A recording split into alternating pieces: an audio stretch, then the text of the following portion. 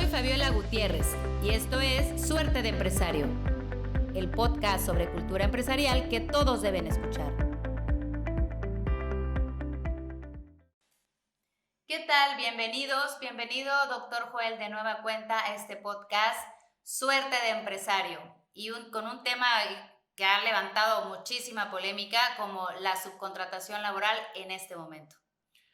Muchas gracias de nueva cuenta por el espacio. Un saludo a todos. Así es, la relevancia justamente de tener temas que se vuelven importantes para el empresario, presentarlos de forma digerible para que le saque el mayor provecho e inclusive, bueno, no solamente el empresario, sino todos aquellos que interactúan con él, clientes, proveedores, organizaciones de trabajadores, como es el caso que hoy tocaremos el día de hoy. Efectivamente, tema polémico desde hace varios años. Sin embargo, pues ahorita hay una adhesión a esta reforma o a esta propuesta donde habla algunos términos nuevos que sería interesante que como empresarios los conozcan, ¿no?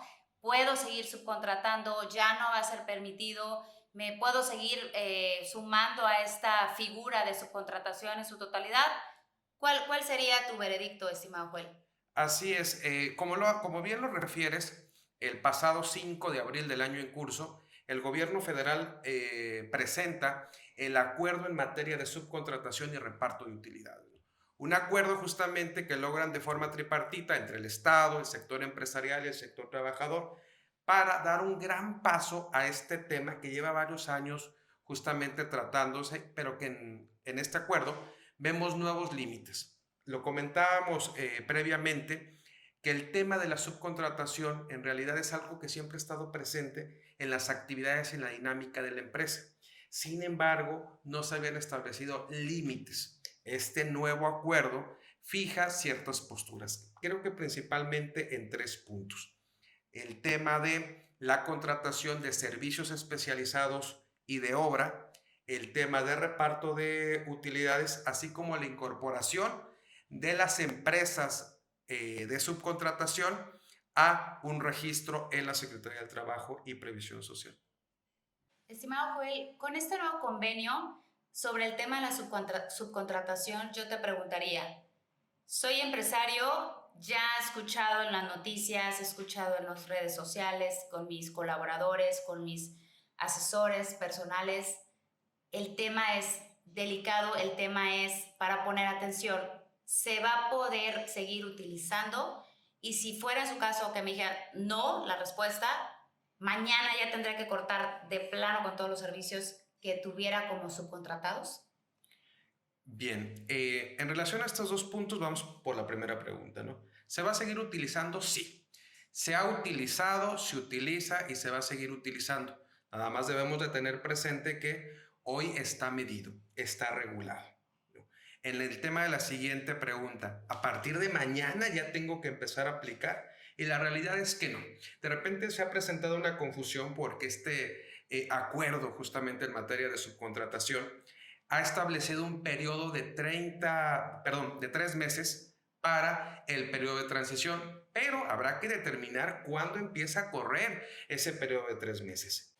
Es decir, no lo voy a rescindir ahorita, subcontratación, pero sí me voy a preparar para dejar de hacerlo en algún momento, porque ahorita me van a dar como ese periodo de transición, no de los 3 meses, sino de lo que ejecutan o hacen el cambio de la ley federal. Hay mucho terror en esta parte de qué sí puedo hacer ante la autoridad y qué no, de una práctica que se venía ejerciendo porque pues, estaba ante la ley, digamos, todavía con ciertos atributos que lo podías hacer. Entonces no es que mañana dejes de utilizarlo, simplemente es que empieces a crear una cultura de prevención, asesorados por expertos que te digan cómo vas a llevar esa transición y si en su caso, por lo que entiendo, vas a seguir utilizando un porcentaje de la subcontratación, que sea de la forma en que la ley y la autoridad te lo delimitan y te orienta a cómo lo hagas. ¿Estamos en lo correcto? Efectivamente, Fabiola, como lo concluyes, así es como lo debe de entender el empresario. Bueno, hago la siguiente pregunta, para mí muy relevante. ¿Quién pierde y quién gana en este nuevo acuerdo, en esta nueva negociación? Una vez que se tiene la información y se ha analizado el tema, a pesar de que es un acuerdo en el que participan los tres sectores y que en el que se tuvo que ceder, el que gana definitivamente es el empresario, es el patrón. Déjate comento por qué, porque inclusive es complicado digerirlo en muchas ocasiones para este personaje protagonista del acuerdo, ¿no? El patrón en algún momento analiza, voy a dejar de utilizar, cuestión que ya hemos aclarado que no, simplemente se ve limitado. Sin embargo, habrá que visualizar este acuerdo en materia de subcontratación como una tregua que hace el gobierno federal con el propio patrón, en el que le dice, oye, de esta figura quizá se ha utilizado en exceso, es tiempo de ponerle límites, pero no lo vamos a hacer de la noche a la mañana. Es decir, llegamos a este acuerdo, voy a modificar la ley y una vez modificada la ley, tienes un periodo de 3 meses para hacer la transición. Es decir, hay un periodo amplio definitivamente que se le otorga al patrón, ¿no? Quiere decir que aquí hay un elemento que debe de ver como favorable el empresario y que tiene que aprovechar justamente con el ánimo de prevenir. Sin dejar de señalar que hay otros elementos bastante interesantes a considerar, como inclusive lo puede ser la temática de seguir subcontratando servicios especializados que estén directamente relacionados con el objeto principal de su empresa, ¿no? La ley va a seguir permitiendo justamente el punto de seguir subcontratando aquellas actividades que sean especializadas en relación a la actividad por la cual se obtenga mayor ingreso. Cabe mencionar que hay una modificación, por lo que estuvimos platicando, es si la ley te va a autorizar seguir utilizándolo. Mencionabas en su momento sobre un padrón donde tendrás que registrarte. Digo, es lo correcto, ¿verdad? Ellos te van a decir la forma en que, con quién lo podrás hacer. No sé si estoy en lo correcto. Las empresas tienen que evolucionar. Hoy es una realidad, no es un secreto. Tenemos un sinnúmero de empresas que se dedican a la administración de personal. En un proceso de cambio, en un proceso de renovación, estas empresas que hoy se dedican a brindar el servicio de subcontratación tendrán que hacer cambios, entre ellas incorporarse al registro público de empresas de subcontratación de servicios especializados.